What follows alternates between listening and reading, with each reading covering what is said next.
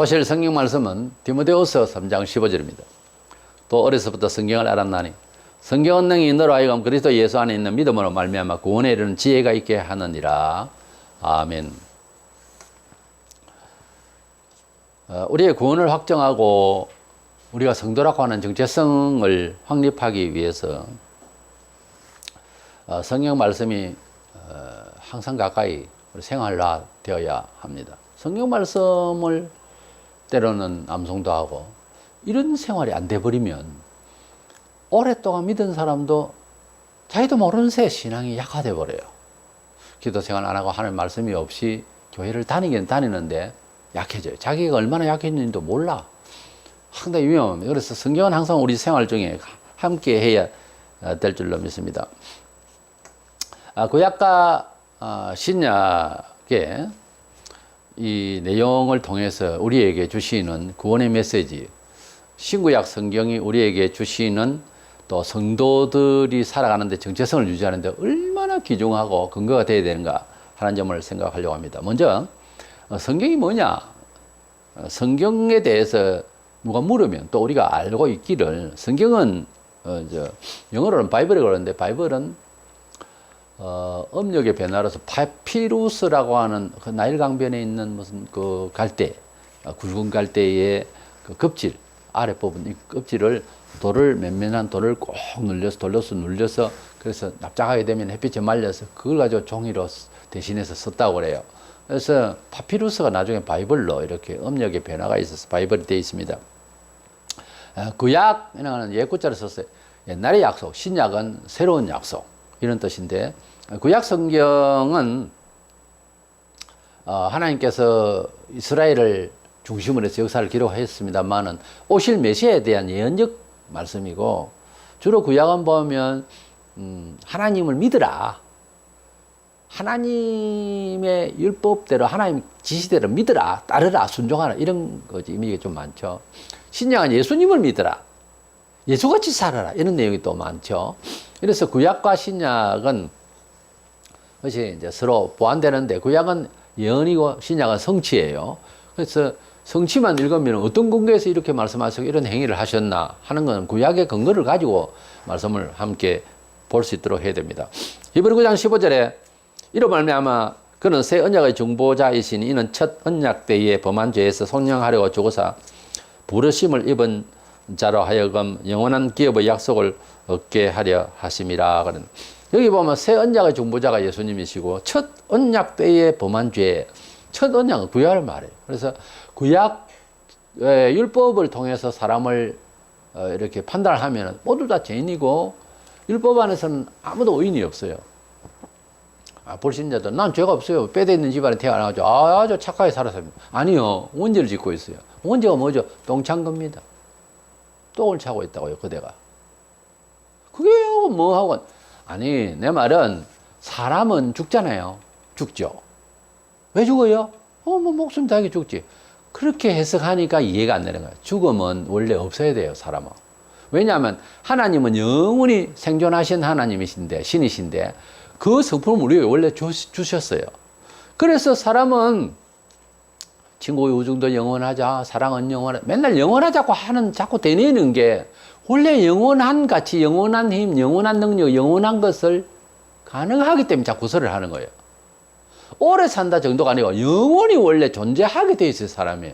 그런데 원죄와 자범죄를 대초 아담의 검령의 실과를 먹어버려서 그것을 죄를 안고 죄의 자손들이 나서 세상을 살면서 또 죄를 스스로 자범죄를 지어서, 그래서 죄 구득입니다.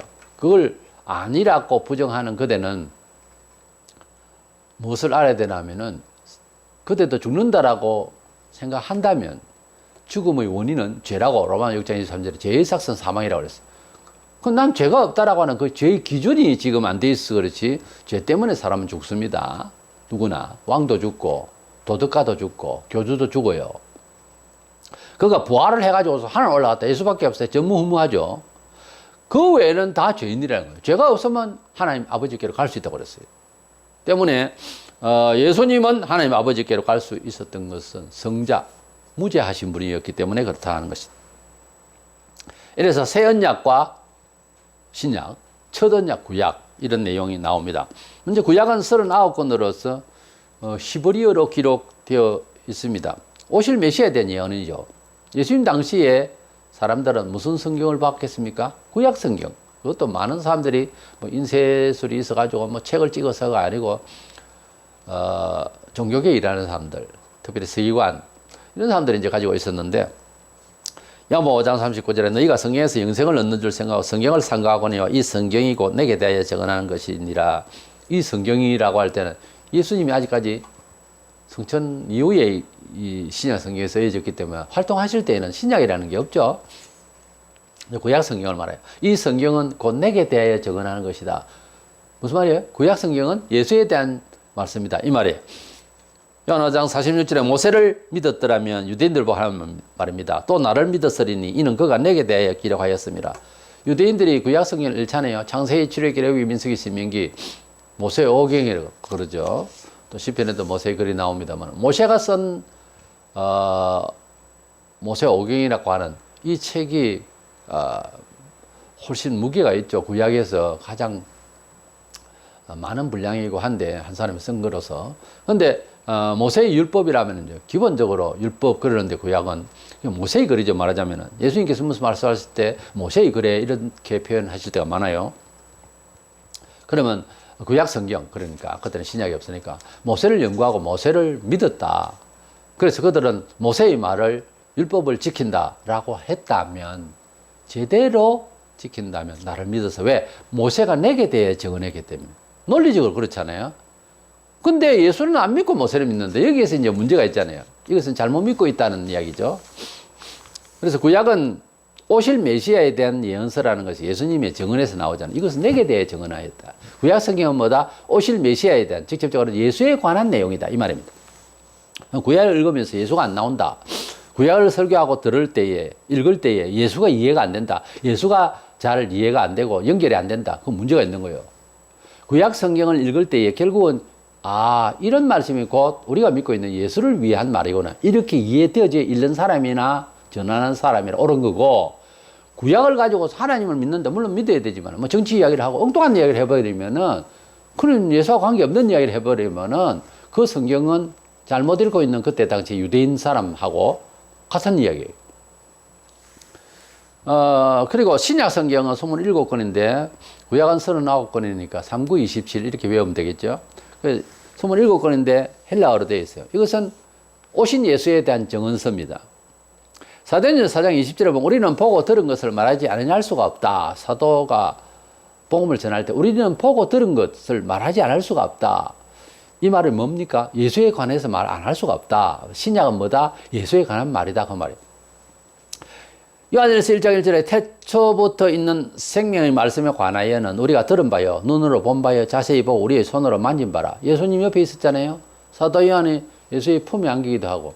그래서 예수님을 자세히 봤고 손으로 만졌고 눈으로 봤고 우리가 들었고 그렇게 말하고 있어요. 그러니까 생명의 말씀이라고 하는데, 하나님의 말씀은 우리의 생명을 위해서 또 하나님께서 생명을 주시고자 하는 메시지로서의 이 신구약 성경, 이 말씀을 보통 생명의 말씀이라 그러는데, 태초에 말씀이 계시는데 이 말씀이 육신을 입고 오신 분이 예수다 그랬어요. 이 말씀에 대해서 내가 증언을 하는데 우리가 보고 듣고 만져봤다, 봤다. 사도 요한이 증언을 하는 거예요. 그러니까 사도 요한이 지금 증언을 하고 있는 요한복음과 요한 1, 2, 3, 4, 요한계시록 5권을 썼는데, 사도 요한이 이런 말을 할 때에는 예수에 관해서만은 우리가 보고 듣고 만져봤다, 그분을.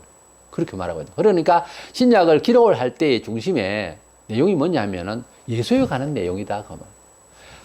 말씀이 육신을 입고 오신 예수에 관한 말씀을 내가 증언하는데, 우리가 보고 듣고 한 것을 안 할 수가 없고, 우리는 보고 만지고 듣고 다 한 말이다. 다 한 내용이다. 그러니까 예수님에 대해서 복음을 전가하는 사람들, 구약의 계시를 받아가지고 말한 사람들하고 또 다른 게, 예수님이 직접 함께 3년을 같이 했잖아요. 때문에 더 확신을 가지고서 그렇게 기록한다라고 말하고 있는 거예요. 이것을 신약을 말합니다. 그러면 성경을 하나님께서 구약과 신약, 일반 책으로 봐서는 굉장히 두꺼워요. 이 엄청난 책을 왜 기록을 했겠나? 하늘에서 뭐 음성이 매일 떨어지고 천둥같은 소리가 나고 막 그래 부르면 되는데 그게 아니고 모두가 공유하고 모두가 다 이제 전달받고 하려면은 역시 메시지가 있어야 되는 거예요. 천둥소리만 계속 날 겁니까? 그래서 이 기록을 한 내용의 목적, 그러니까 성경을 가지고서 연구를 하거나 성경에 대한 무슨 책이든지 주제가 있고 목적이 있잖아요. 무슨 책을 쓸 때는 그 주제에 맞는 내용을 쓰고 책을 쓰는 목적이라는 게 있어요. 저자가 왜 쓰는지 책 내용 전체에서 목표하고 있는 지향하는 목표점이 있거든요. 성경이 목적하는 건 뭐냐? 요한복음 20장 31절입니다. 오직 이것을 기록하면 너희로 예수께서 하나님의 아들 그리스도이심을 믿게 하려 함이요 또 너희로 믿고 그 이름을 힘입어 생명을 얻게 하려 함이니라. 성경을 기록하는 이유를 직접 말하고 있습니다. 내가 이렇게 기록하는 것은 예수를 믿고 영생을 얻고 또한 생명을 풍성히 얻도록 하기 위함이다. 그런 뜻이에요. 그런데 성경을 읽고도 부활을 안 믿는다든가, 가령 뭐 돌 김용이라든가 이런 사람들처럼 독일의 불트만 신학자라든가 성경을 읽고도 예수는 뭐 완전한 구원자가 아닌 것처럼 말하는 가톨릭이라든가 성경 말고도 다른 게 또 있어야 된다 그러고 예수 외에도 예수만 믿고 구원받도록 하기 위해서 썼다 했는데 마리아도 중간에서 은총을 중지할 수 있다던 등 이런저런 식의 말이 되어버리면 안 된다는 거죠. 성경의 기록 목적은 오직 예수 그리스도를 통하여 구원을 받고 생명을 얻도록 하기 위함에 있다. 성경 가지고 다른 거 이용할 거는 아니라는 거죠. 근본적으로. 성경 구절과 성경 사상을 다른 데 적용을 해도 역사는 나요. 왜? 하나님의 창의적인 생명의 생동력이 있는 말씀이니까. 그러나 근본이 있단 말이에요. 성경을 가지고서 주술적으로 막 암송을 하고 뭐가 되겠거니 해도 하나님 당신의 이름 때문에 어쩔 수 없이 때에 따라서 역사는 할 수는 있어요. 그는 구원 영생하고는 관계없지만 그러나 성경의 목적은 근본 목적은 예수를 믿고 영생을 얻게 하기 위함이 있는 거예요. 성경을 읽고 딴 거 생각하면 안 된다는 거죠. 그 다음 두 번째로는 성경의 기록자에 대해서 알고 있어야 되는데 사람의 경험으로 쓴 글이 아니라는 것점은 알아야 되는데 가령 보세요. 창세기 1장에 6일 동안 천지 만물을 지으시고 6일째 제일 마지막 저녁 때쯤 아담과 하와를 지으셨어요. 근데 딱 눈을 떠보니 세상이 보이는 거죠. 사람이 흙을 만들어가지고서 코에다 생기를 후 불어넣으니까 사람이 딱 깨어났어요. 아니 만물이 있고 자연 장광이 막 말도 못합니다. 짐승들이 있고 막. 그래서 저것들이 이름이 뭘까? 아담아 네가 이름을 지어라. 토끼, 사자, 호랑이 이러면 이제 그렇게 이름이 지어졌다고 그랬어요. 하여튼 세상을 다 이제 만드신 하나님의 작품을 보게 된 거예요. 이제 막 봤단 말이에요. 6일째 자기가 눈을 뜨고. 그럼 첫째 날에 빛이 있으라 할 때 빛이 쫙 있고 이걸 봤습니까? 안 봤어요. 그런데 본 것처럼 써놨잖아요. 창세기 1장에. 모세가 썼거든요. 또 모세가 언제적 사람이죠? BC 1400년. 약 그러니까 세상 만들고 한 2000 몇백 년, 약 3000년 가까이 가는 이런 상황이에요. 근데 그때 사람이 어떻게 창세기 1장에 그것도 아담도 보도 안 했고 아담 자신은 언제 봤습니까? 첫째 날에 창조한 걸. 그래도 구전을 첫째 날 내가 봤는데 말이야 하나님께서 멋지게 지으시더라. 하늘도 땅도 만드시고 이걸 봤으면 구전을 전하지만 자기는 안 했잖아요. 다 만드는 상태에서 짠 하고 나타났는데 보니까 세상 다 만들어졌잖아요. 아담이 성경을 기록하려고 해도 보고 들은 것을 이야기를 할 수는 없어요. 성령께서 사람을 감동시키셔서 이렇게 지어졌다는 것을 명확하게 깨달아서 기록한 거예요. 성령께서 기록을 하게 하셔서 한 것이지. 그래서 자기는 뭐 아무것도 모르겠고 뭐 불러주는 대로 기록했다 이런 뜻은 아니에요. 하나님의 뜻을 안다고 할 때는요 깨달음이 동원이 됩니다. 원래. 아하 이래서 지었었구나 하는 것이 생각이 들고 이해가 되어지고 합당해서 기록한 거예요. 그걸 알아야 됩니다. 아마 대중 없이 그래 뭐 불러주는데 기록했다는 이런 쪽으로 이해하니까 지금도 영서를 쓰니 계시를 받았느니 이딴 소리를 하는 거예요. 감각 능력을 확 열어서 알게 하세요. 그 사람의 특징적인 의지 성품은 쓰시지만은 그러나 하나님의 계시를 지나간 일도 앞으로 되어질 계시록의 예언도 기록을 할 때는 그런 내용이 합당한 것으로 이해가 되어지는 것이 동원이 되는 겁니다. 원래 기록자는. 그래가지고 쓰는 거예요. 베드로서 1장 21절에 예언은 언제든지 사람의 뜻으로 낸 것이 아니요 오직 성령의 감동을 하심을 받은 사람들이 하나님께 받아 말한 것임이라. 그래서 성령의 감동을 하면 어찌 됩니까? 무아직입니까? 아닙니다. 중요한 것은 계시를 받았다는 데만 있는 것이 아니라 성령의 감동을 받았다. 계시만 떨어졌다가 아니고 성령의 감각적인 지식이 오는. 성령은 지혜롭고, 성령은 불에 비유하고요, 성령은 기름에 비유하고요, 성령은 거듭나게 하시고, 성령은 지각이 있고요. 그런 것이 동원이 되어서 계시가 이해된다는 거예요. 이것을 아셔야 됩니다. 많은 사람들이 하나님의 계시를 이해를 자기의 감각도 없이 깨달음도 없이 그냥 불러주는 대로 성경을 기록했다, 이렇게 오해하니까 지금도 계시하여 주시옵소서 이러고 있는 거예요. 혹시 자기가 계시를 받고 자기가 뭐 음성을 들었다 할 때에 그걸 통해서 보편 진리와 믹싱이 되고 사회의 상식을 충분히 인식하면서 또 그 넘어서서 충분히 상식을 포함할 수 있을 만큼의 지각이 있더냐고요. 그냥 히떡 낮아버졌다. 여기 이제 문제가 있는, 이게 신비주의인 거예요. 예수를 믿는 것도 그래요. 믿습니다. 오늘 정말 많이 믿어집니다. 그건요, 아주 위험한 이야기예요.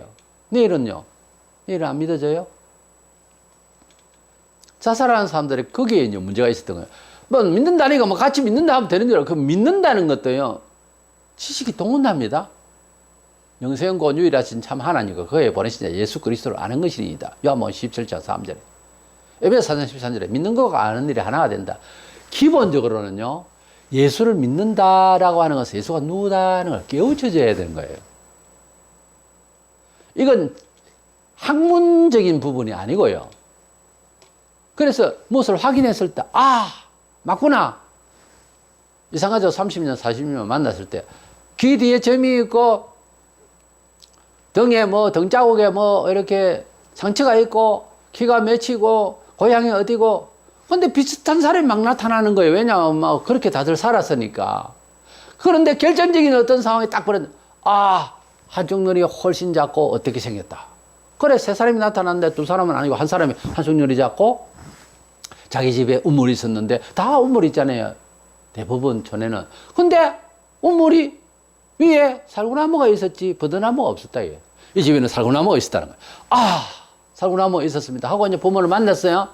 딱 보니까 느낌이 확 오면서 타임머신을 타고 그 옛날대로 돌아가는 거예요. 소갓대로.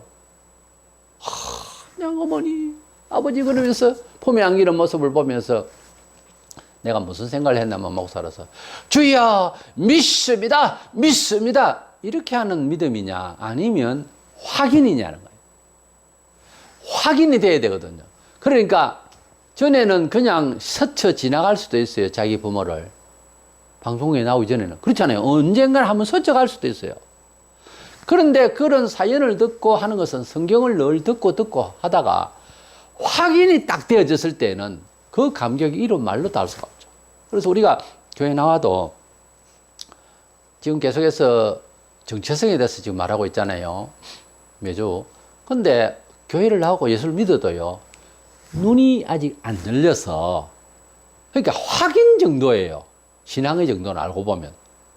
뭔가 확인이 딱 되면 요지부동이 되는 거예요. 이게 확인이 됐잖아요. 확실하잖아요. 그러면 부정을 할 수가 없어요. 그것을 영적인 체험이라 그러고 영안이 열린다 그러는 말인데, 이게 되면 이거 되는 거예요. 믿음으로 산다는 효력을 이제 기대할 수 있어요. 근데 그냥 믿는다고 하는 것은 어떤 면에 있어서는 종교고 미신이에요. 그래서 영안이 안 열리고 입체적으로 이것을 경험이 안 되면은 장 믿어질까 말까 이렇게 되는 거죠. 근데 예수님이 나의 구주로 확실하게 믿어진 사람은 확실히 믿는 의지가 강해서라기보다 어떤 확인이 됐다는 거죠.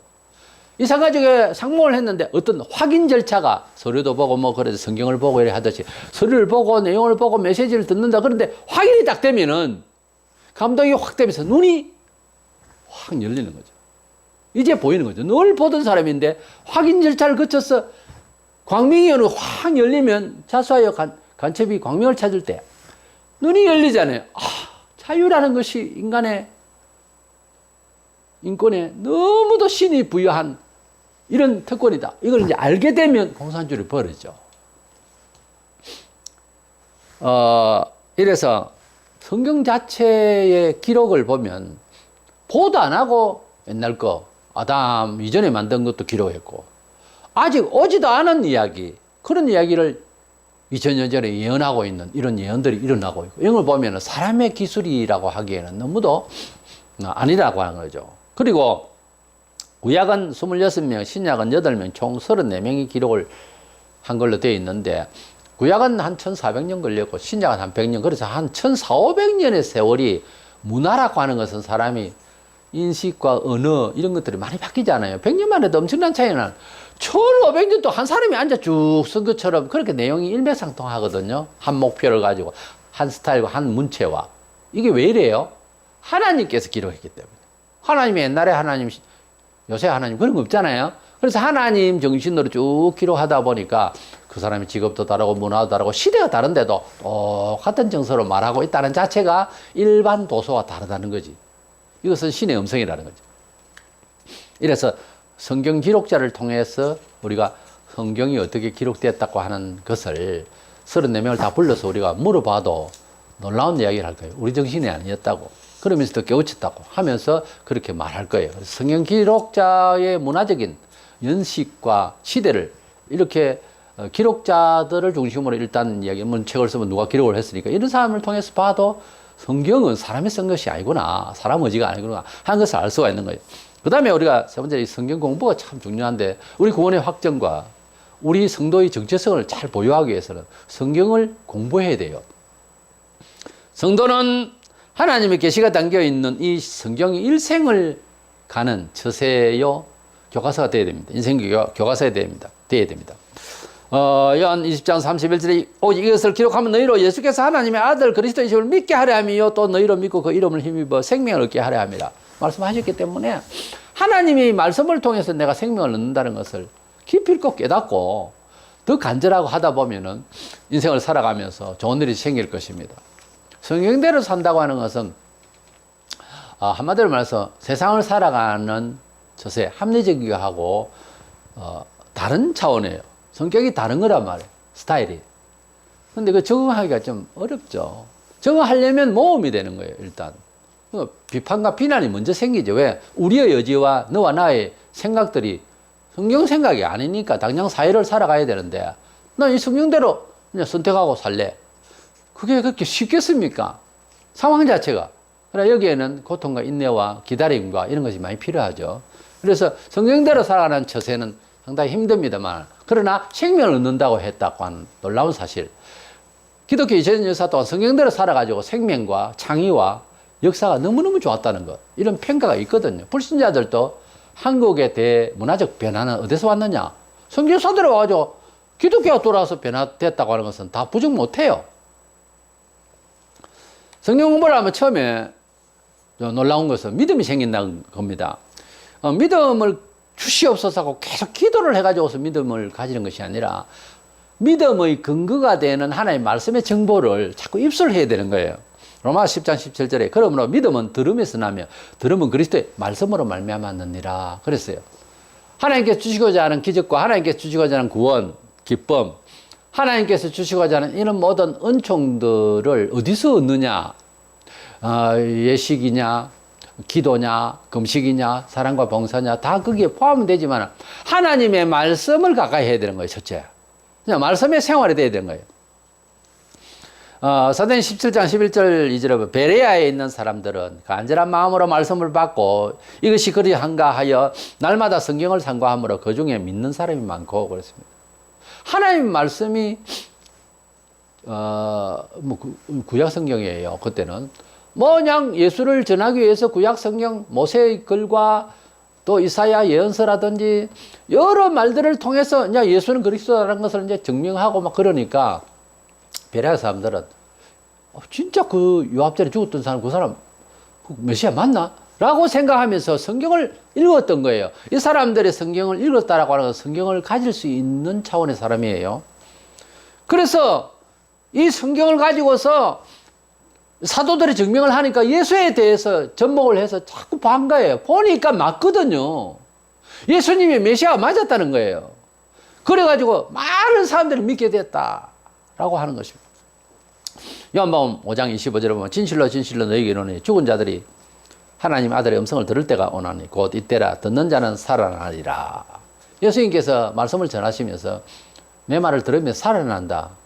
그러면 사람들이 어떤 상태냐? 영적으로는 죽은 상태라는 거죠. 우리가 이 세상에 전도를 하고 안 믿는 사람을 만날 때는 영적으로는 사실은 죽은 사람하고 대화하는 겁니다. 그래서 다른 말로는 복음을 전하고 예수를 믿으세요 하는 말은 시체야 살아서 일어나라 하고 선포하는 거와 마찬가지입니다. 어떤 그림으로 봐서는 대비를 하면. 그래서 불신자는 사실은 살아있는 소리가 아니고 죽은 소리거든요. 이제 불신자를 살리는 길은 하나님의 말씀밖에 없어요. 사실은 영혼이 살아나야지 뭐 걷기 훈련하고 또는 뭐 이제 무슨 기 운동하고 뭐 또 뭐 체육하고 뭐 이렇게 명상하고 이런 거 이제 많이 있는데요. 종교적인 거는 아니라도 인도의 명상부터 시작해서 별거 다 들어왔는데 우리나라에도 이걸로서 영혼이 바로 되는 건 아니에요. 그렇게 영혼이 중요하거나 하는 것은 이제 메시지가 되는데 하나님의 말씀을 통해서 예수 그리스도를 통하여 하나님의 말씀을 들어야 우리 영혼이 살아나는 것으로 주님은 그렇게 말씀하셨어요. 내 말을 들으면 죽은 자가 살아난다는 말은 시체가 일어난다 그 말이 아니고 영혼이 구원을 받는다, 영혼이 깨어난다 이 말이에요. 이래서 하나님의 말씀, 주님의 교훈을 들으면 믿음이 생긴다. 믿음이 생긴다는 말은 우리 영혼의 존귀한 자각이 생기는 거예요. 나란 존재에 대한 인식이 돈과 물질과 이런 환경에서 묻혀 있다가 그런 거 저런 거 없이도 나라는 존재는 이렇게 존귀하구나 하는 진정한 자기 인권을 찾는 거예요. 예수 안에서, 하나님 말씀 안에서. 두 번째로는 성경대로 사는 것은요, 세상의 괴술, 세상의 계략, 세상의 지혜, 그거하고 많이 차이가 나는데요. 하나님 말씀대로 사는 것은 종교적이다 그러잖아요. 근데 종교적이다는 말이요, 철학적 의미로 보면은 인생을 진짜 깨달았다는 이야기 아닙니까? 종교인들은 다 무슨 종교든지 뭐 도인이다, 인생을 깨달았다, 그렇게 하고 있잖아요. 그런 뜻에서 공통분모가 뭡니까? 종교적이다 하는 말은 비난을 했지만 인생을 제대로 깨닫는 거구나 이런 뜻이에요 원래는. 그래서 하나님의 말씀을 따라서 산다고 하는 것은 저 사람은 종교적으로 사네. 아니요, 그게 진짜 바로 사는 겁니다. 자기 승리예요. 알고 보면 디모데후서 3장 15절 성경은 능히 너로 하여금 그리스도 예수 안에 있는 믿음으로 말미암아 구원에 이르는 지혜가 있게 하느니라. 성경을 읽고 성경을 듣고 이러면은 지혜로워집니다. 근데 교회를 다녀도 세상 걱정하고 세상 물정 이해하고 거기에 막 재빠르고 늘 그게 안 떠나고 성경대로 그냥 깜빡 죽지를 못하면 지혜가 안 생깁니다. 교회를 오래 다니고 수십 년을 다니고 교회 직분을 가지고 회의를 하면 똑똑해요. 아는 거는 있고. 근데 거슬러 난 교인이 대다수입니다. 무슨 회의를 하면은 성경대로 하나님의 뜻대로 보다면 목사님이 그렇게 말씀하시지만요, 지금 상황이 뭐 이렇게 나가거든요. 그래가지고는 교회 일을 아무도 못 합니다. 진행을 할 수가 없어요. 참고는 되지만은 그걸로 통해서 살 것 같으면 왜 예수님의 말씀을 따라갑니까? 그냥 예배당 짓고 교회 나와서 천당 간다 하니까 와서 제일 지혜로운 사람 법무부 장관 오고 경제는 막 기업 회장 오고 그렇게 하면 되겠네. 지혜는 하나님의 말씀에 있어요. 그래 하나님의 말씀대로 살려고 할 때에 성경에 비유가 있죠. 듣기는 들었는데 세상 물정에 너무 밝아지면, 세상 물정 너무 밝히면 그게 밝혀진 것 같아도 어두워져요, 사람이. 돈이 있잖아요. 있어야 되는 이유를 너무 많이 채우면 돈에 눈이 어두워져 버려요. 거꾸로 간다니까요, 이 일이. 하나님의 말씀대로 처신하는 것은 종교적인 것이 아니고 원래 그렇게 살면 하나님이 도와주셔서 일이 잘 되도록 되어 있어요, 원래. 이 이야기를 언제 깨닫겠습니까? 이게 깨달아지면 하나님의 말씀대로 용이하게 살리라 하고 지각을 자꾸 구해요. 근데 교회를 오래 다녀도 자꾸 세상하고 병합시켜서 이렇게 머리 싸움을 하면 이게 믿음이 안 자랍니다. 그래서 성경을 많이 읽고 성경대로 따라가려고 하고 성경을 생활 중심에 갖다 놓으면은 놀랍게도 지혜롭게 생겨요.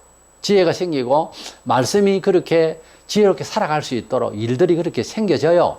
지혜롭게 처신을 할 수 있도록. 세 번째로는 하나님 말씀을 가까이 하고 하면은 이 세상을 사망으로 이끄는 사탄을 이길 수 있도록 힘을 주세요. 우리가 사탄이든 귀신이든 스스로는 못 이겨요. 하나님께서 말씀으로 우리를 이길 수 있도록 힘을 주신다라고 되어 있습니다. 세상 사람들은 진리의 말씀이 없기 때문에 귀신 장난으로 전장이를 불러서 귀신을 쫓아낸다고 난리죠. 그러면 신들린 사람이 귀신을 쫓아내면은 그게 나은 겁니까? 다른 귀신이 들어간 거예요. 결국은 몸이 좀 괜찮은 것 같아 하는 거기에서 이제 타락이 오는 거죠. 거기서 하나님 없다 그래 버리고 거기서 영혼이 버리는 거죠. 차라리 아플 때 고통스러운데 점장이 찾지 말고 하나님이여 내가 왜 아픕니까 하고 교회를 나오면 나을 수도 있고 안 나을 수도 있지만 영혼의 건강한 하나님 믿음을 가지고 세상을 살아갈 수 힘이 생기지만은 점장이가 해주는 거 믿다가는 나중에요 끝장을 봅니다. 끝장을 봐. 결국은 당한다고요. 사기꾼한테 당할 때 어째요? 처음에는 참 좋죠. 나중에 홀라당 당하죠. 세상의 지식과 세상의 능력과 심지어 귀신의 영을 받은 점장이가 말해주는 것으로서 무슨 효력이 있는 듯 해도 세상은 항상 나중을 보면 망하죠. 원래 그렇잖아요. 에베소 6장 11절 12절에 마귀의 관계를 능히 대적하기 위하여 하나님의 전신 갑주를 입으라. 우리의 쓰려면 헬과 육을 상대하는 것이 아니요 통치자들과 권세자들과 또 이 어둠의 세상 주관자들과 하늘에 있는 악의 영들을 상대함이라. 성도들의 진정한 싸움은 세속적인 조직, 세속적인 힘 이것이 아니라 근본적으로 악한 영의 싸움이다. 즉 그리스도 밖에 있는 진리를 대적하고 진리를 모른다 그러고 진리를 무시하는 그런 영들이 움직이는 세상과 이 악한 영들의 세계가 우리의 도전의 대상이다. 그렇기 때문에 성도는 어디 있으나 교회나 교회 밖이나 가정이나 직장이나 늘 기도하면서 이 연기를 이겨야 되는 거예요. 악한 연기를 이길 수 있도록 해야 됩니다. 그래서 우리가 어디 가나 앉으면 기도하고 주여 주의 영으로 충만케 하시고 악한 영 온 세상 충만한데 멀리하게 해 주시옵소서. 이런 뜻입니다. 원래 기도하는 것. 대중 없이 기도하라 하니까 기도하라는 겁니다. 이게 아니고 주의 영이 함께하여 주시옵소서. 이 말은 연기가 세상에 충만하게 됩니다. 운전을 할 때도 그렇고 집에 있을 때도 그렇고 밖에 있을 때도 그렇고 어디 있으나 주의 영이 우리와 함께하여 주시옵소서. 이것이 중요한 거예요. 에베소 6장 17절에 구원의 투구와 성령의 검 곧 하나님 말씀을 가지라. 그때는 뭐 전쟁 도가 칼이니까 검이니까. 이래서 양날 선 것을 검이라고 그래요. 칼은 한쪽 날이 있는 거. 근데 이 검을 가지고서 전쟁에 나가듯이 우리가 이 세상의 영적인 악한 모든 처세, 악한 모든 것들, 나중에는 망하게 하는 달콤한 모든 세상의 미혹들, 이것을 이기려면 영적인 검을 가져야 되는데 이것은 바로 하나님의 말씀이다 하는 것입니다. 우리의 세상의 경험,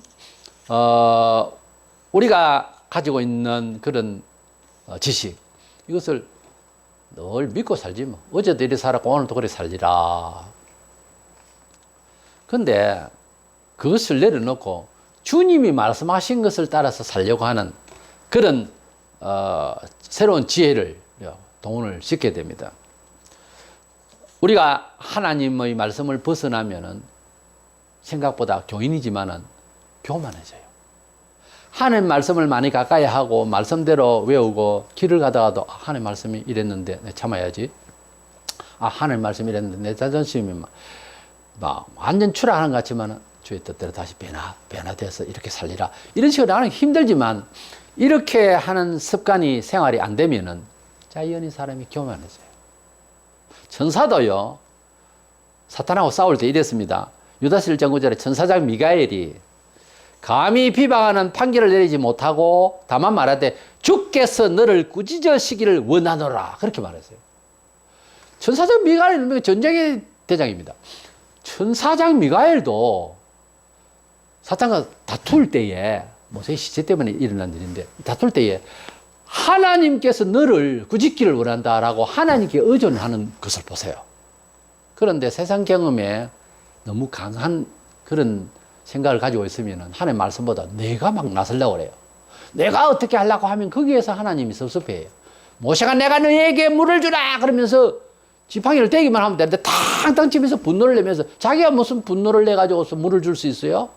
하나님께서 눈에 거슬린 거예요. 그것도. 하나님 앞에서 살아간다고 하는 것은 어떤 일이 당할 때에 주여 주님이 해결하여 주시옵소서 이렇게 돼야 되는데 그냥 바로 내가 나타나죠. 왜? 나는 그런 경험과 그런 지식을 통해서 이렇게 심판할 수 있다는 이런 이야기지. 근데 그렇게 해보면 속은 처음에는 불편할지 몰라도 나중에 불편합니다. 그 교만이었어요.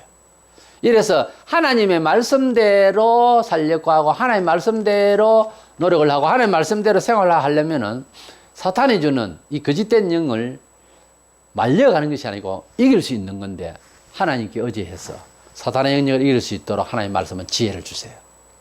우리 성도들이 약간 잘못하면은 사탄이 밀 수가 있거든요. 항상 언제든지 이렇게 기회를 엿보고 있기 때문에 하나님의 말씀 안에서 나를 씌워서 칼을 들었다 했잖아 우리가. 양쪽에 날선 금을 가지고서 이렇게 이길 수 있어야 되기 때문에 하나님의 말씀을 가지라고 그랬습니다. 그래서 우리 성도들의 구원받은 영혼의 정체성을 확립하고 보존하고 보유하고 그리고 승리하려면 하나님의 말씀의 칼을 가지고 있어야 됩니다. 이 하나님의 말씀을 많이 깨닫고 이해하고 공부하고 또 생활에 적용하면서 체득해 놓으면은 세상의 어두운 영으로 이웃을 보면 꽉 칸이 지고 있어요. 눈을 열어보면. 그런데 우리에게 주시는 하나님의 말씀은 지혜롭게 성령의 검으로 말씀으로 이렇게 환하게 우리가 가는 길에 있어서 다 보여주셔서 승리할 수 있도록 하시거든요.